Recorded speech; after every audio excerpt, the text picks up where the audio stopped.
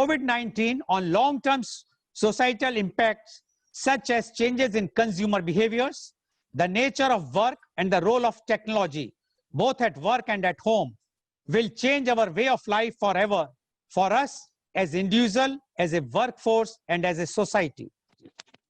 These social dimensions of the crisis, including general frictions and continuous stress on pupils' well-being, will be felt by people worldwide and will create substantial societal consequences for the long term.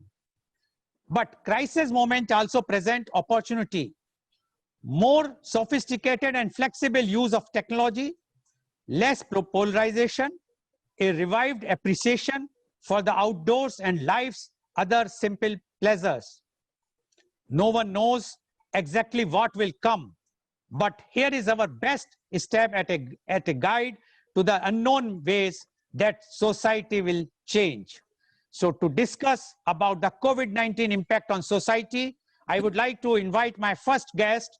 He is Dr. P.K. Abraham. Dr. Abraham is the turnaround strategist and inspiring leader. He is the CEO of True Coat Paints Kochi. Dr. Abraham was General Manager of Fertilizers and Chemical Travancore, popularly known as FACT Limited. He was Managing Editor and Managing Director of Rashtra Deepika, which is the first Malayalam newspaper. Director of the famous McFast Business Schools in Kerala and Dean of Xavier Institute of Management, Bangalore. He is an icon of success for many leaders in media today. People who had worked with him had flourished in their careers in various fields. He encouraged warriors and worked with them to revive the project successfully. Welcome, Dr. P.K. Abraham, to our show.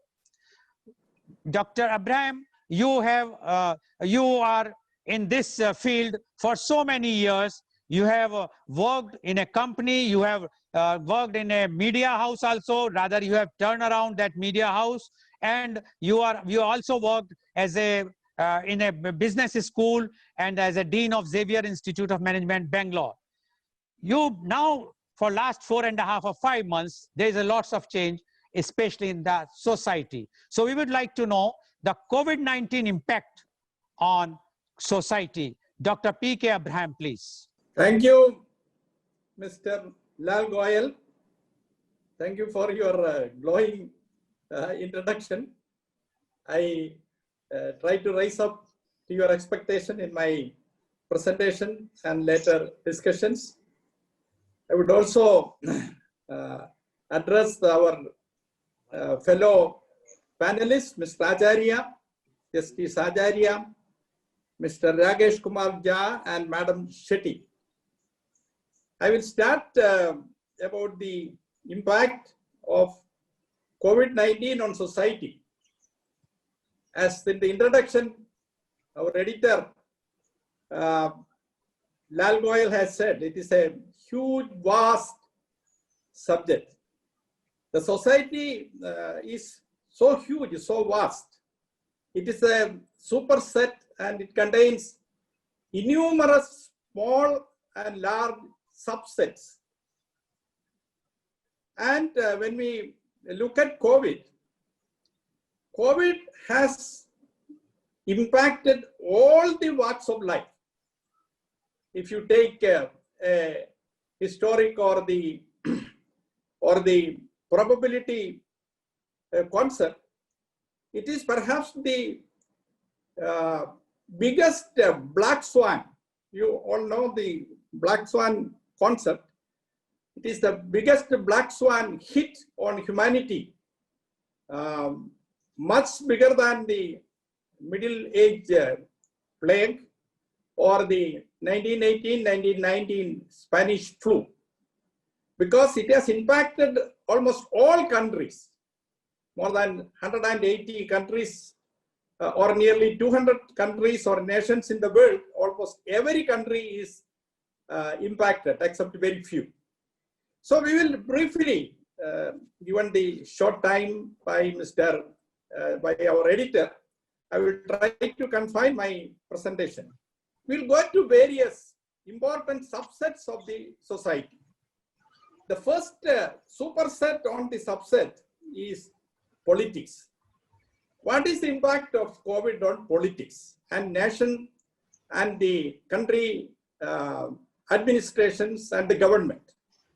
You know, if you look at China, our great leader Xi Jinping is simply surviving because he sacrificed the provincial leaders of Wuhan and the central China.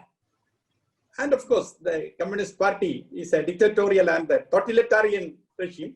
So the leadership continuing despite enormous anger, distrust, and rebellion from the people. They are in a position to quell it.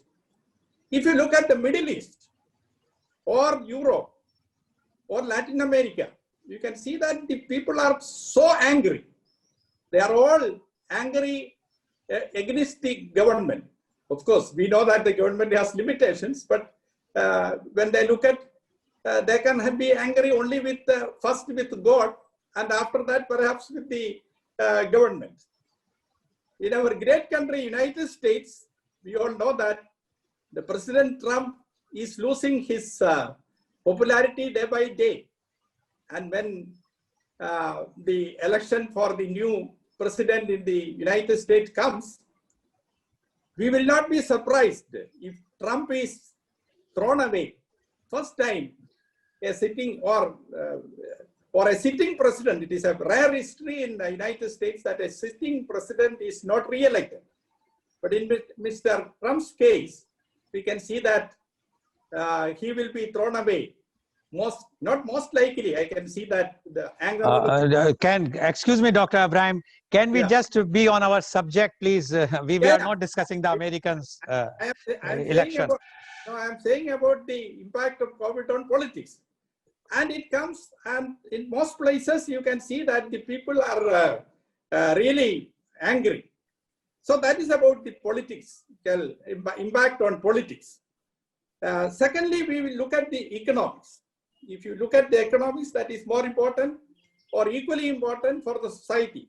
You can see in the three sectors of economics, the primary sector, that is the agriculture and allied sector, the impact of COVID is very limited in India and also in many other countries. But in the secondary sector, that is manufacturing and allied activities, the impact is different in different sectors. It affects the MSME in a way, it affects the manufacturing big industries, medium industries, but the effect is there. And the third sector, service, is also largely affected, but not in all areas. It is affected, especially in urban areas. In urban areas, the service is, most of the services are down, and its re-emergence will take a long time because it is the people who are mostly concentrated in urban areas, and as you all know, the COVID loves the crowds, and it attacks and it spreads and it dominates the people congregations. So this is the service sector, but there are services which are thriving, like your certain technology, and for example, e-commerce is, and also the merchants, small merchants, not the big malls and other things. So in the service sector, there are areas in which it is going up, doing well. But if you look at the economic impact, you can see that the world GDP is estimated to have impacted by about 10 to 15% in various ways in various countries. But its impact on people is on an inverse proportion. If you look at the pyramid of the economic edifice, you can see the lowest 10% of the people are affected the maximum. They are the poor, the marginal, the day workers just living. And the lowest 10% and the next 20% is the worst affected. the joblessness have affected them because of the closure of various sectors, service sectors and various industries and various activities. So the lowest sector is highly affected, but the middle and the upper middle and the rich and the super rich are not that affected because they have the means and they are getting over it. But strangely, the 1% of the top of the pyramid is amassing wealth. The study shows that most of the billionaires have become super billionaires. And even in India, you could see that our richest fellow, Mr. Ambani, has reached the top 4 during this time. What I'm saying is that I'm not against the people making money or rich people become richer. What I'm saying is that the economic impact on the society, on people, as inversely proportional, and the severest is the down. That is the last 10%, the marginal people, the jobless, the landless, those kind of people. So that is about the economic impact on society, on people. Next is the education. One of our panelists is a specialist, and the panelist has said that she will speak on education, but I'm not dwelling on that. But you know that about 10 to 15% of our people, they are in the colleges, in the schools and the universities. And about 90% of them in all over the world, irrespective of whether it is rich or west or east. About 90% of the students are now out of these institutions. They are at home. Okay, they are studying online and using the technology, digital methods.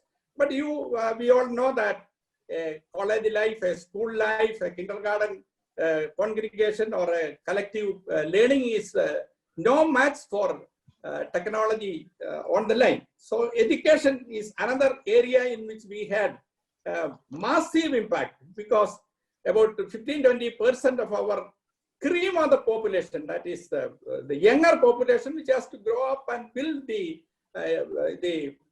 world in future, they are all affected. Then of course you can see that religion is affected. All the mosques, churches and temples are closed. No longer the crowds are allowed in any of these pilgrim places. Then you can cite that the family life in the society is various ways, positive ways as well as negative ways affected. Positive ways is that people are reinventing the family ties, the family life. They are finding that nothing to match the family affiliation, the family union. So that and people are coming more on, because you cannot go out and you are with the family, with your wife and children. It has given a positive boost for the people, but it has its own negative sides as well. I mean, too much of these things, familiarity breeds contempt. People tend to. I'm told that the domestic violence has gone up, the alcoholism has gone up, but still the family life people have reinvented, because most of the time, especially the earning members of the family were out and they come only back home by the evening, but now they are working from home. Most of them are working from home. The new norm now is the working from home. That is one change. And then the old age has become a very difficult time now in Western countries. Mostly, you can see that the people who are in the old age homes and places of the such places were affected more.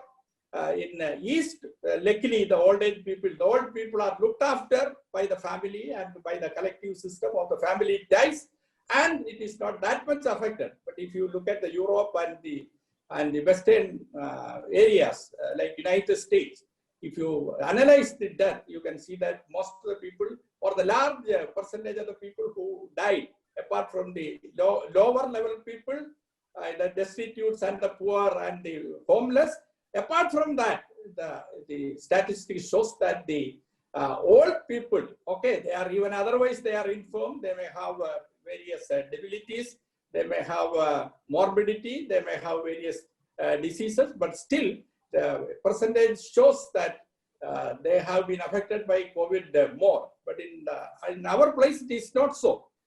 And psychological impact on the society is there. And coping with the COVID, various lifestyle changes has come, and people have to adopt according to that. And I am told that there is even increased tendency and increased number of people who are even committing suicide. So these are all the major impacts. Thank you, Dr. Ibrahim, for giving the details. And according to Dr. Ibrahim, this COVID-19 impacted on different sectors of the society. And first he said the politics, and he says because there is anger in a few of the countries, and those countries are likely to change their leadership. Secondly, he says the economics, and according to him, the economy, the lower sector or the lower the income group is not there, that they are more affected because of the service sector, which is totally closed in the cities. Only those are the of e-commerce, etc. They are working, or the agriculture sector is working. But according to him, the super rich class is becoming more and more rich. And he said about the religion, that religion is also impacted because all the religious places are religious places are closed, whether it's church or temple or mosque or girjas. And he also mentioned about the family. He says that because of the COVID, now the people are staying at home, and so they have become more family oriented. And the only thing is that domestic violence and the consumption of alcohol has increased. But he says that these are all negative impacts which have come because of the COVID-19, and that's impacted the society. Thank you, Dr. Ibrahim, for giving your views. Dr. Ibrahim, your suggestion to the government and advice to public. To the public, I'd like to say that we have to struggle to cope with the new normal. That is, the new normal is wearing mask, keeping social distancing, then washing, personal hygiene, then of course care for self and care for the elders, care for the family, care for the children. And as our Acharya said, the positive aspect of discipline, keeping certain discipline, and imposed discipline on us. So far it was imposed discipline. The government said, don't move, 21 days you are in. Okay, we had no option. But hereafter, that discipline should be imbibed, and we should be more disciplined. This is what I would like to say or advise to the public. One more or a few more. Learning new survival skills. We have to learn new survival skills like working from home, being more productive, being more adaptable to our family and elders and children. Then inventing and accepting new norms, as we said about meeting with other people, social etiquette, all these things we have to learn new skills, survival skills, and also newer technologies like robotics and AI and our other digitalized services. So these are some of the things we have to learn and adapt. And of course, for the government, as we always say, they have to look after the bottom 10% or 20%. Okay. Profusely transfer income to them so that they will survive this another 6 months or 1 year, and they will adopt the government, and the society will adopt new norms of new employment, new creations of companies, all those things. But till that time, we should live. So profuse transfer of income to them. Spend the maximum for speeding up the invention of vaccine. So thank you very much for your suggestions and advice. So today you have seen that the COVID-19 impact on society and the views expressed by our eminent guest, because COVID-19 had impacted very badly to everyone, but there is a positive aspect also. And we have to see the positive aspect then only we will be able to see to it that we will come back early to the normals once this COVID will go. And for till that time, we should not think that everything is negative. There are lots of positive things which has been expressed by our eminent guest. So today's program, which has been live telecasted by V4 News, Global TV, Malnadu TV, News Gaon Se, Samvad Karo Kar News, as well as was shown live on Facebook, YouTube. Please keep watching Media Conference with Lal Goyal at 10:30 a.m. every day. And tomorrow we have a very important aspect which was discussed even today and every time, that is the topic is COVID-19 challenges of parenting. Yes, challenges of parenting, which is also a very, very important topic. And the participants are Dr. Rajiv Anand, Senior Psychiatrist and Marriage Counselor, Mumbai. Then we have Ms. Shalini Sinha, ex-principal, Study Hall School, Lucknow. Then we have Ms. Madhuri Sharma, professional trainer and academic consultant, Mumbai. And we have Ms. Aditi Raheja, senior special educator, Chandigarh. So tomorrow, please tune in to watch Media Conference with Lal Goyal at 10:30 a.m. Thank you very much, all the viewers, and thank you, our eminent Dr. P.K. Abraham.